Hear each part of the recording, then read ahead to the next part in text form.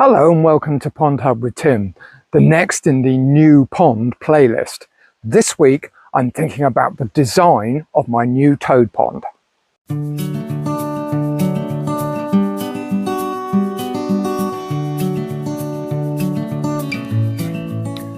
Over the last few weeks, I've been taking you through the stages of planning a new pond, starting at the very beginning of why have a pond, going through all of the stages of considering the size, the location, the construction.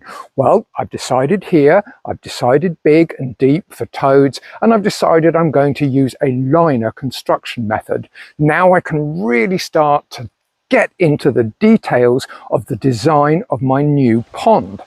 When you're designing a house, you think about the different elements that you need to put into it. You want some bedrooms, you want a kitchen, you want a living room, you want a bathroom or two, and it's pretty much the same with a pond. You think about the different elements that you want, except with a pond, these elements are: you want a deep section, and that's particularly important for me because I'm trying to attract toads to breed in this pond.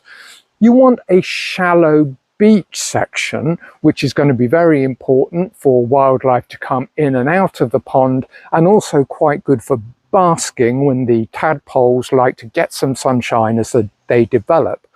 I'm going to want some tall plants. Tall plants are good for things like dragonflies, which will climb up them when they want to convert from their larva into the adult form.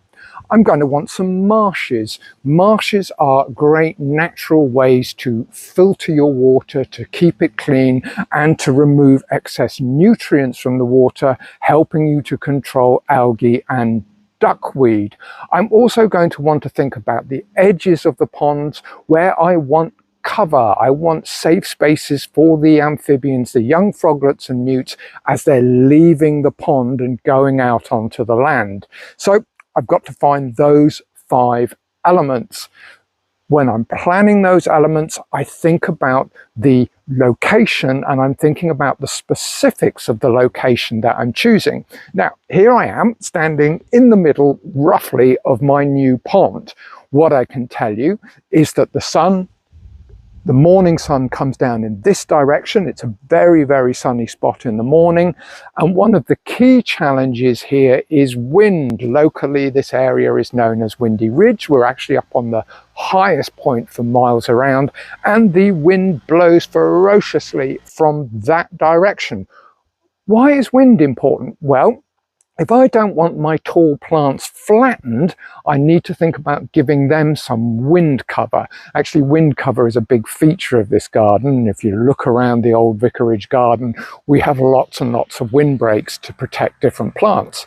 And when I'm sort of playing with those elements and putting them all together, the way I like to do it is using different colored bits of rope. So what you can see here is that I've roughly laid out my new pond, and I will talk you through the color code.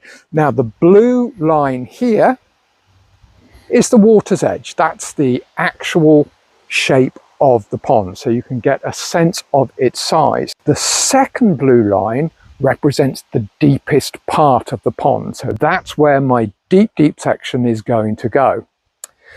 Now, as I'm thinking about creating windbreaks, I have a little bit of a natural bank here. Obviously, I'm going to have some soil. So what I've decided to do, this white line that sits outside of the pond, I'm going to build up into a rockery. It's going to get sun in the morning. It's quite a sunny spot, so it'll be a nice spot for some alpines, and it will provide the cover for my tall plants. Now, the tall plants are going to go into the marshes. I've marked the marshes with the green rope. This marsh here is going to be where my tall plants go. I've got fairly good wind cover, and I'll build the rockery up quite high here to give them some protection. The other lower marshes are going to be at this end and this end. Now, we're planning to extend this bed round here, and obviously you have a bed here which we can plant more into. The reason why I want beds near the marshes is through that seamless transition from water to land to provide cover for the amphibians. If you see my video on safe pond exits for frogs, you will see exactly what I'm talking about. So that's why I'm putting marshes near beds when that bed is extended. And finally, the black rope here is where my shallow pebble beach will go. Once again, that's likely to be an exit point for amphibians. So the shallow pebble beach, you've got a bed here and a bed here, which hopefully once we get out of a drought and we can plant those up, will again create cover as creatures are leaving the pond. So there it is. That's roughly the layout that we're thinking about. I like using these coloured bits of rope because you can move them around, you can play with them, you can tweak your ideas. When they're finally fixed, you can then actually spray down and mark out permanently where your different features are going. I'm not going to start digging yet because the ground is baked solid after the long, hot, dry summer and drought, and I do not intend to give myself the labour of digging through solid clay. So there we are. Those are my ideas for a new toad pond, which will hopefully lead to lots and lots of happy toads. However, it's not built yet, and you may have suggestions and you may have better ideas and you may have spotted something that I've missed.